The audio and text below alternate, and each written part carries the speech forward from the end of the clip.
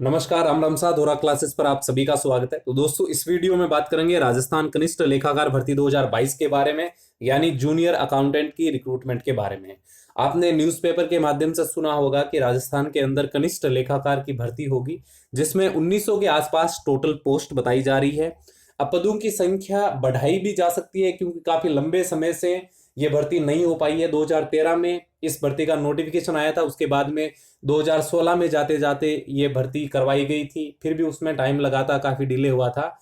तो पदों की संख्या काफी ज्यादा खाली पड़ी है, लेकिन अभी बताया जा रहा है कि 1900 पदों पर यह भर्ती होनी है। एग्जाम डेट आरएसएम एसएसबी जारी कर चुका है। पिछली बार यह भर्ती आरपीएससी के द्वारा करवाई गई थी और सितंबर 2022 में इसका एग्जाम होना है। ठीक है, तो इस वीडियो में मैं आपको डिटेल से सभी तरह की जानकारियां देने वाला हूं कि किस तरह से इसमें सिलेक्शन होता है, क्या इसका सिलेबस रहता है, लास्ट टाइम इसकी कट ऑफ क्या रही थी। देखिए, सबसे पहले हम बात करेंगे इसकी सैलरी को लेकर। सैलरी की बात करें तो इसमें ग्रेड पे 3600 रहता है, पे लेवल 11 रहता है। सैलरी अप्रोक्स में आपको बताऊं तो 34,800 के आसपास इसकी सैलरी रहती है। एक शानदार जॉब होती है जूनियर अकाउंटेंट की, आप सभी को पता है। इसके बाद में दोस्तों बात करें क्वालिफिकेशन की, तो क्वालिफिकेशन इसमें ग्रेजुएशन होना जरूरी है। ग्रेजुएशन फिर चाहे आपका किसी भी सब्जेक्ट से हो, जैसे साइंस, आर्ट्स या कॉमर्स।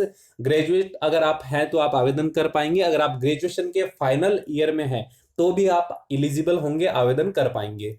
कंप्यूटर के अंदर आपके पास में डिप्लोमा या डिग्री होना जरूरी है। आपके पास आरएससीआईटी है तो भी आप आवेदन कर पाएंगे, तो भी आप एलिजिबल रहेंगे। इसके बाद में बात करें एज की, तो इसमें एज लिमिट 21 से 40 वर्ष रखी जाएगी। कम से कम 21 वर्ष पूरा होना जरूरी है।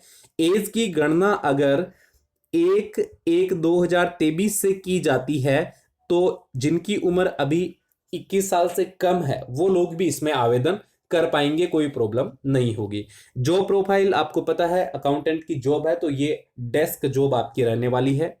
इसके बाद में दोस्तों बात करें कि इसका सिलेबस क्या रहेगा, किस प्रकार से सिलेक्शन होगा, तो मैं आपको बताऊं कि पिछली बार आरपीएससी ने इसके 2 पेपर करवाए थे, इसमें 2 प्रश्न पत्र थे। इस बार भी संभावना है कि 2 प्रश्न पत्र ही होंगे। जिस तरह से ग्राम सेवक का एग्जाम हुआ है, उसमें आपने देखा है कि प्रीलिम्स और मेंस का एग्जाम हुआ है, ठीक उसी प्रकार इसमें भी 2 एग्जाम होने की संभावना है।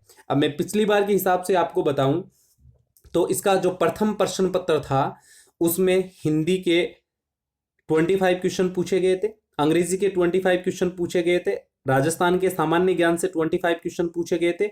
इसमें दैनिक विज्ञान, सामान्य विज्ञान भी पूछा गया था, 25 सवाल। इसके बाद में गणित के इसमें 25 सवाल पूछे गए थे और कंप्यूटर के मूल सिद्धांत के 25 सवाल यहां से पूछे गए थे। तो कुल 150 सवाल पूछे गए थे। 450 अंकों का ये पेपर हुआ था और इसमें 2.5 घंटे का समय दिया गया था। इसके बाद में इसका हुआ था दूसरा प्रश्न पत्र। दूसरा प्रश्न पत्र जो है, उससे पहले आपको बताऊं कि गणित एवं कंप्यूटर के मूल सिद्धांत को छोड़कर जो बाकी सिलेबस है वो सेकेंडरी स्तर का होगा। ये भी इसमें मेंशन किया गया है कि प्रथम पेपर में गणित और कंप्यूटर के मूल सिद्धांतों को छोड़ना है, जो कि सेकेंडरी स्तर के होंगे, और बाकी सभी इसमें ग्रेजुएट स्तर के होंगे। ध्यान से सुनिएगा, गणित और कंप्यूटर जो सेकेंडरी स्तर के होंगे, बाकी सभी ग्रेजुएट लेवल के होंगे। इसके बाद में जो सेकंड प्रश्न पत्र है, इसके अंदर बही खाता, बुक कीपिंग एवं लेखाक्रम के 25 सवाल पूछे गए, 75 मार्क्स के। इसके बाद में व्यवसाय पद्धति के 25 सवाल पूछे गए, लेखा परीक्षा के 25 सवाल पूछे गए, भारतीय अर्थशास्त्र के 25 सवाल पूछे गए। इसके बाद में राजस्थान सैनिक खंड अध्याय 2, 3, 10, 11, 13, 14, 15 एवं 16, यहां से 25 सवाल पूछे गए थे। यानी Rajasthan civil services joining times rules के अकॉर्डिंग 25 सवाल आए थे। इसके बाद में राजस्थान विधि लेखा निगम खंड के अध्याय जो है वो आपसे पूछे गए थे, इसके 25 सवाल पूछे गए थे। तो कुल 450 अंकों का ये पेपर हुआ था। 150 सवाल दूसरे प्रश्न पत्र में पूछे गए थे। ऐसे हम दोनों को मिलाकर अगर हम बात करें तो 300 सवाल दोनों प्रश्न पत्र में पूछे गए थे, और ये जो एग्जाम हुआ था ये आपका 900 मार्क्स का हुआ था। ठीक है, यानी 900 अंकों का ये एग्जाम करवाया गया था दोनों प्रश्न पत्र को मिला के। और इसमें नेगेटिव मार्किंग थी, नेगेटिव मार्किंग इसमें 1/3 की रखी गई थी। अब दोस्तों बात करें कि इसकी कट ऑफ क्या रही थी, तो कट ऑफ को लेकर यहां पर मैं बता दूं, ये एक लिस्ट है कट ऑफ की, हालांकि इससे थोड़ी कम ही जानी चाहिए। इसमें एक रिजर्व लिस्ट भी जारी की गई थी। जनरल कैटेगरी की मैं बात करूं तो 590 अंक कट ऑफ रही थी, और ये 900 अंकों में से है, 900 मार्क्स में से है। इसके बाद में टीएसपी जनरल एरिया की बात करूं तो 510 अंक के आसपास जो कट ऑफ आपकी रही थी। एससी की बात करूं तो 484 अंक कट ऑफ रही थी। इसके बाद में टीएसपीएससी की बात करूं तो 428 अंक रही थी।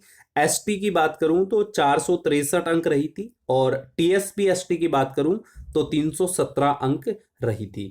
इसके बाद दोस्तों ओबीसी की बात करें तो ओबीसी की कट ऑफ रही थी 577 अंक। और इसके बाद में अगर आगे हम बात करें तो इसमें जो हॉरिजॉन्टल रिजर्वेशन है उसके अकॉर्डिंग यहाँ पर कट ऑफ बताई गई है, और यहाँ पर तहसील रेवेन्यू अकाउंटेंट की भी कट ऑफ बताई गई है। तो ये कट ऑफ रही थी। आप ये मानकर चलिए कि इसमें जो अधिकतम कट ऑफ है वो 590 अंक रही थी 2013 के एग्जाम में, जो 2016 में वापस हुआ था। और ये 900 मार्क्स में से है। ठीक है, तो आप ये अंदाजा लगा सकते हैं कि इसकी कट ऑफ इस बार क्या रह सकती है। इस बार की अगर एक हम संभावना की बात करें तो जो 650 के आसपास या 600 प्लस जो मार्क्स करेगा, स्कोर करेगा, वो कहीं ना कहीं सेफ रहेगा। लेकिन देखना पड़ेगा कि एग्जाम 2 होते हैं या 1 होता है, मेंस का प्रीलिम्स का मार्क्स जोड़े जाएंगे या नहीं जोड़े जाएंगे, ये देखने वाली बात है। अब एक बड़ा सवाल है कि कब से इसके ऑनलाइन आवेदन फॉर्म स्टार्ट होंगे। तो इसका जो नोटिफिकेशन है वो आपको अप्रैल के माह में देखने को मिल जाएगा, क्योंकि ये न्यूज निकल कर आई है कि अप्रैल तक इसका नोटिफिकेशन है वो जारी कर दिया जाएगा, और अप्रैल में ही इसके ऑनलाइन एप्लीकेशन फॉर्म भी स्टार्ट हो जाएंगे। अब दोस्तों नेक्स्ट वीडियो में मैं आपको इस डिटेल सिलेबस के बारे में बताऊंगा।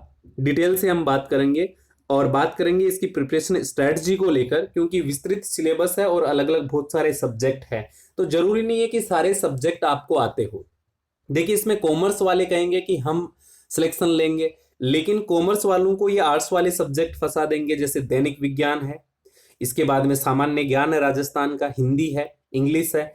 तो कहीं ना कहीं जो रेशियो बनता है ना वो सबके लिए सेम है, चाहे वो कॉमर्स का स्टूडेंट है, चाहे वो आर्ट्स का स्टूडेंट है, चाहे वो साइंस का स्टूडेंट है, कोई ज्यादा डिफरेंस देखने को आपको नहीं मिलेगा।